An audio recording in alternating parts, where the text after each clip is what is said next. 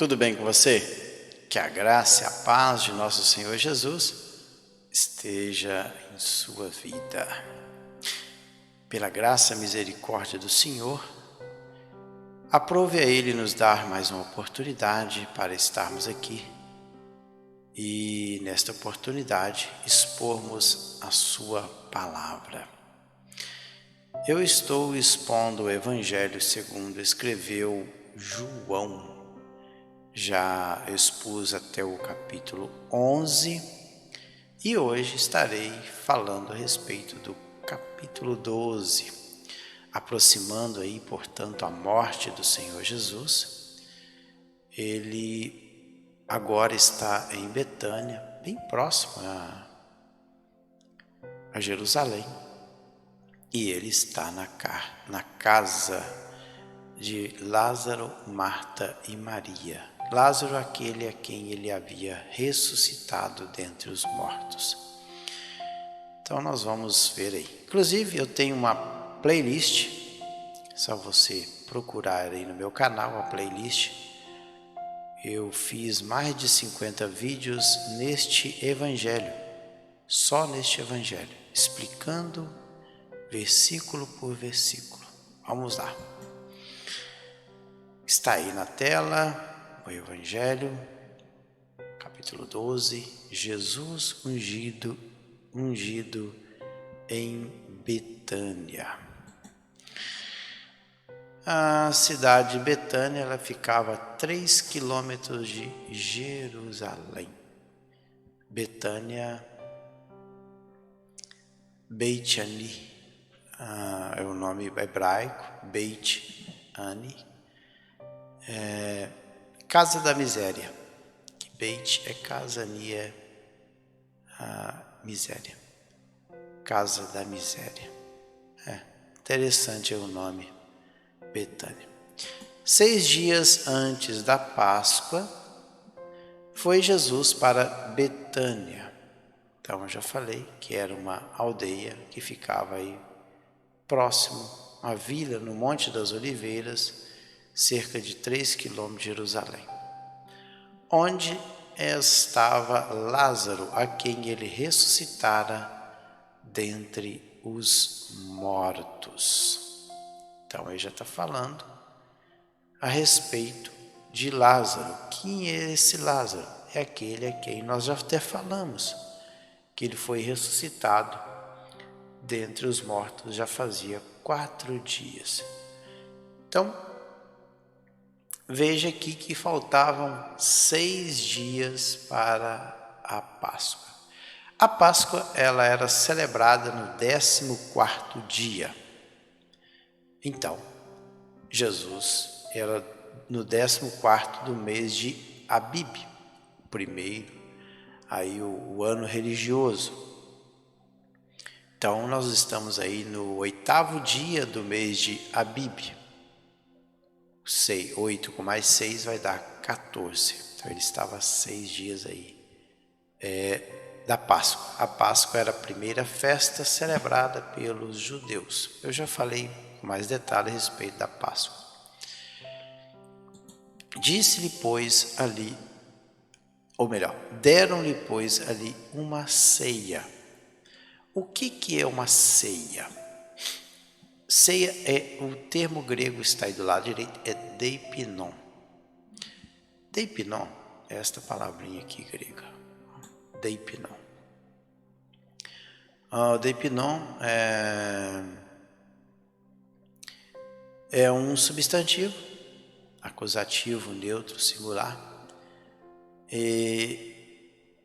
especialmente uma refeição formal, geralmente realizada à noite. Então, tudo indica, pelo nome, que isso aqui era um jantar à noite.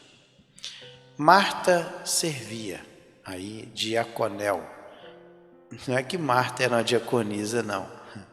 É porque o termo diácono na Bíblia é aquele que serve, um servo. O próprio Senhor Jesus levou o nome de diácono, tem um lugar. Esse termo, diaconia ou diaconel, que aqui no caso é o verbo, o verbo diaconel, ele ocorre 32 vezes no Novo Testamento como verbo diaconel. Até os anjos levaram o nome de diácono. Está lá em Mateus capítulo 4, versículo 11.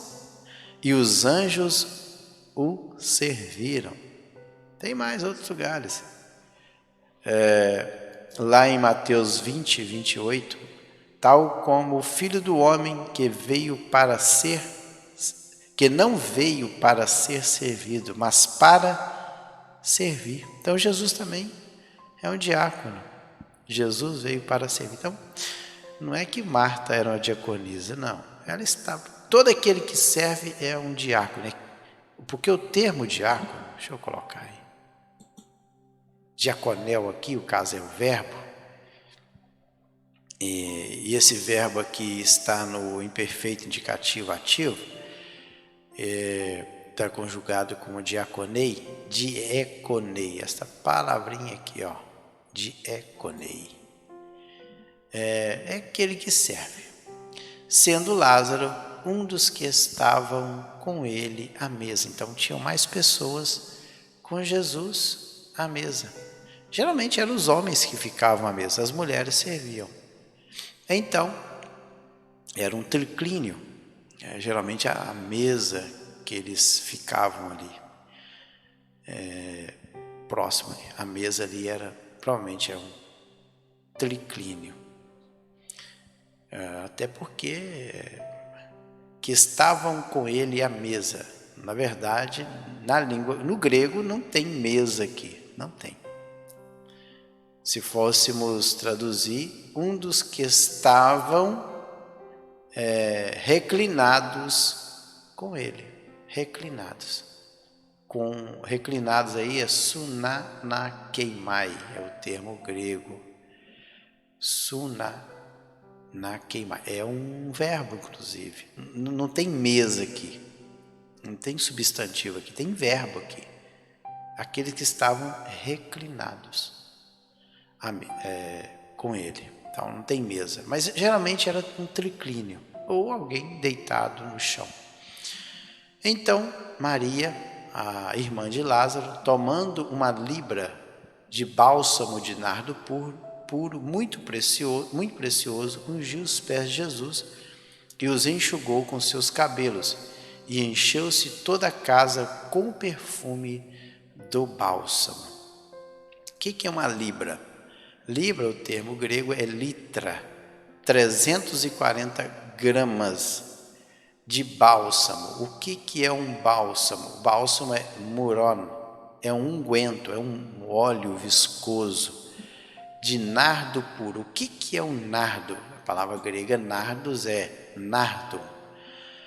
Nardos aponta o cacho de uma planta perfumada do leste da Índia, que pertence ao gênero valeriana, que produz um sumo de odor delicioso que os antigos usavam, seja puro ou misturado, na preparação de um precioso unguento, óleo de nardo ou unguento.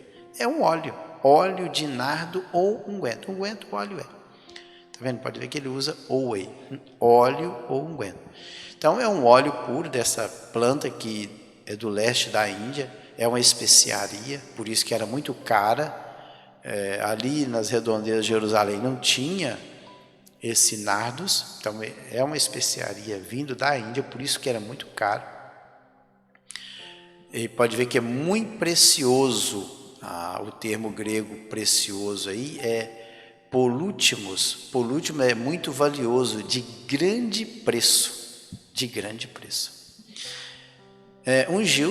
ungiu aí, o termo é aleifo, que é ungir mesmo os pés de Jesus, e os enxugou, secar, equimaço é o termo grego, e secou com os seus cabelos e encheu toda a casa com o perfume daquele óleo.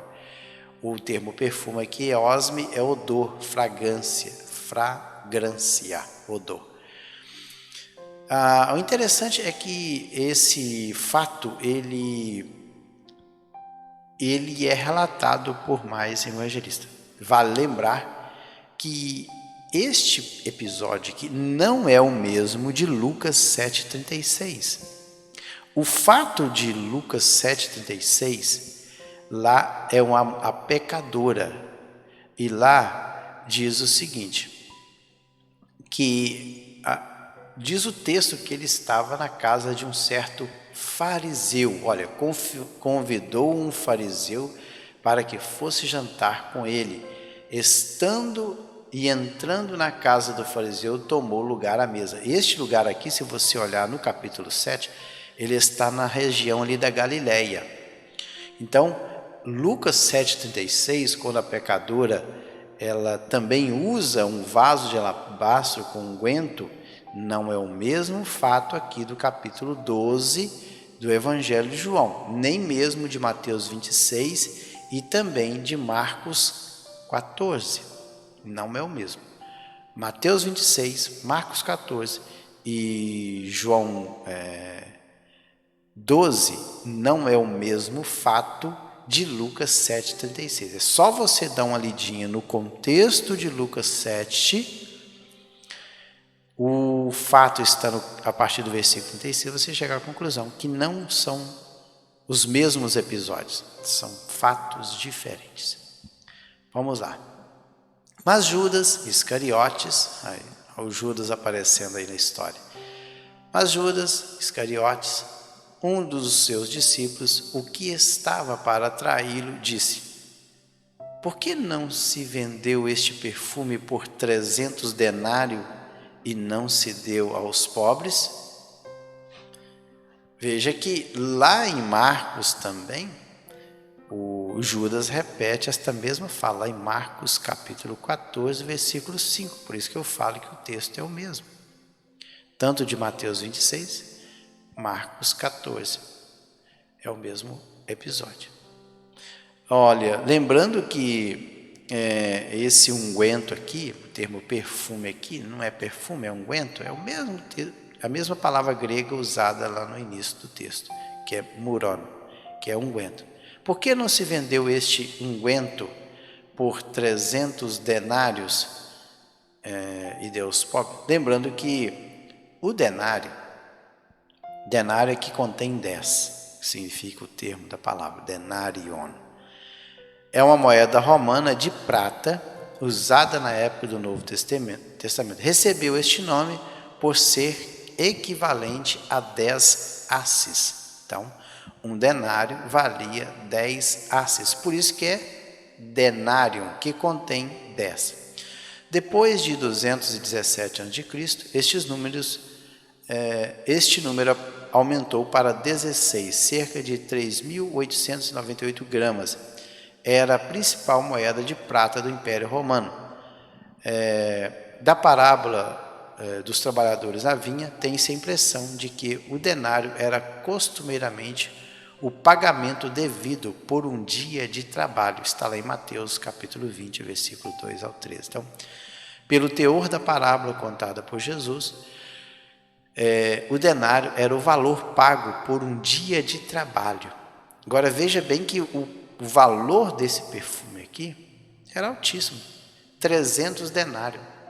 Se você pegar os dias úteis de trabalho de um ano, vai dar mais de um ano de trabalho.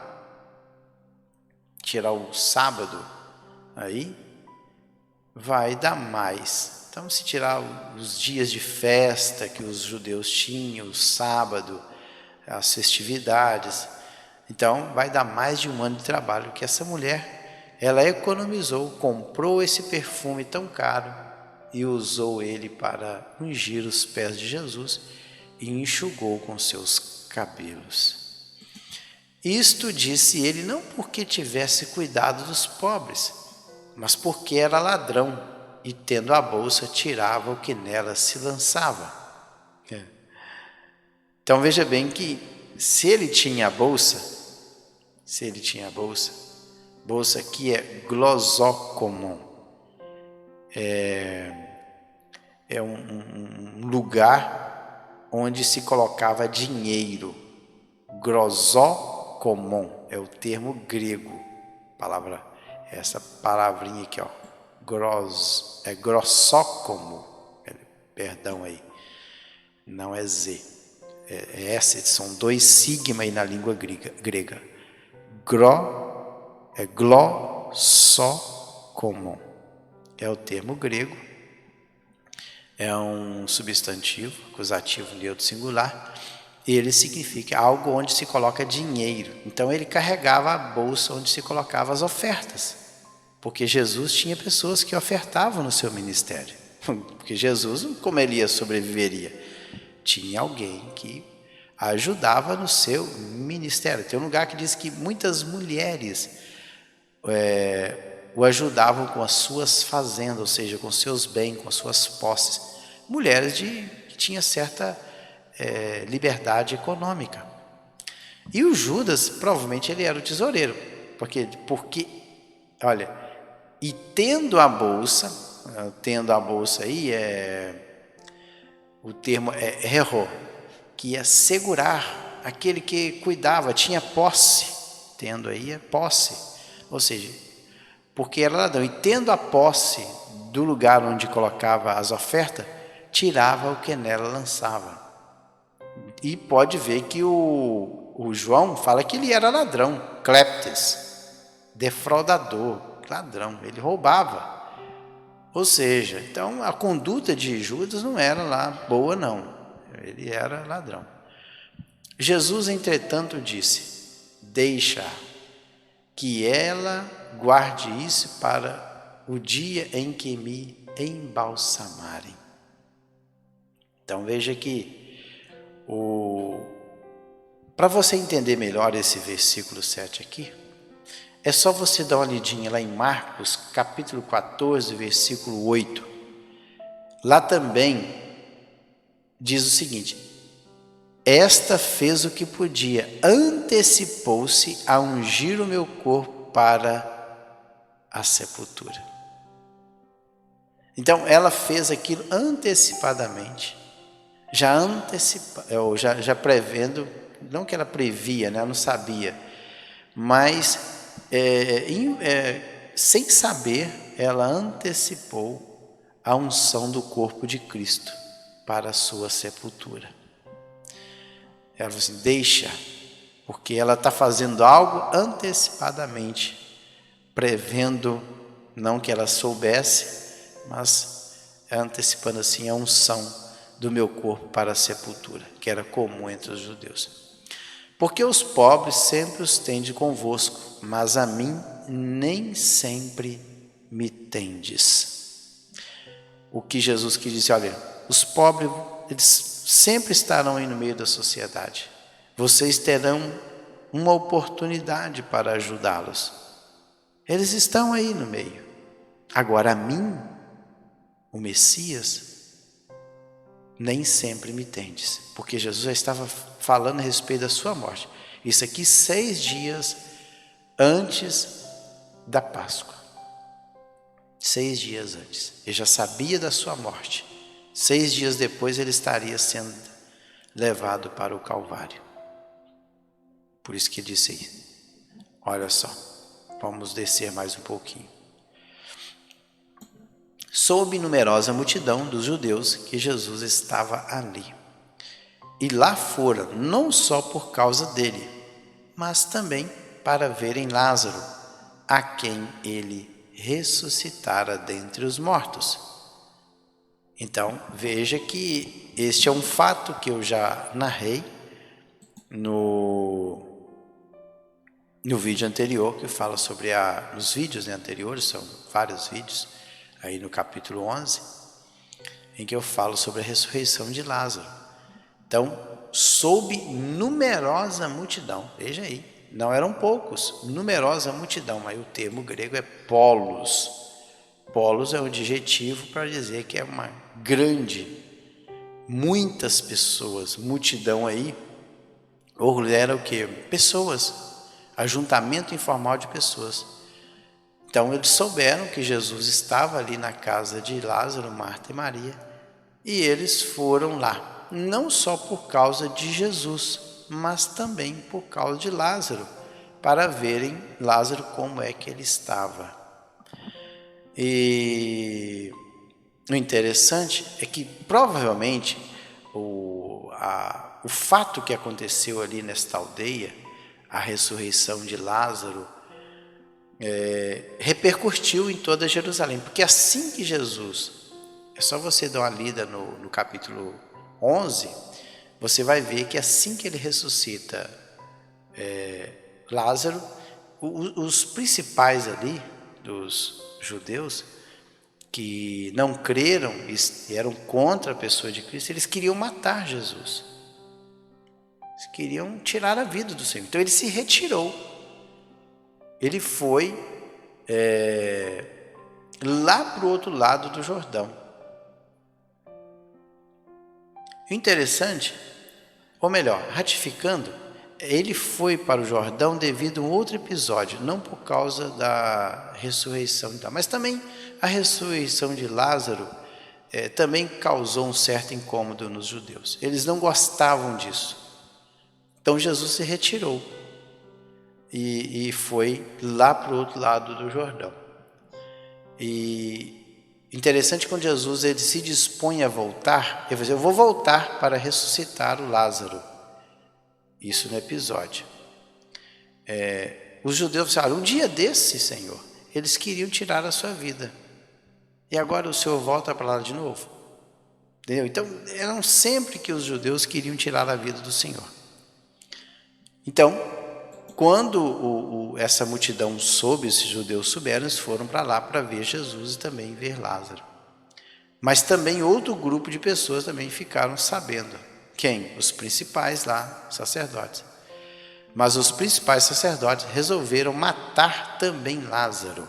Por que também? Porque eles queriam tirar a vida de Jesus. Já estava no cronograma deles. Interessante. Já estava no cronograma dos principais sacerdotes tirar a vida de Jesus.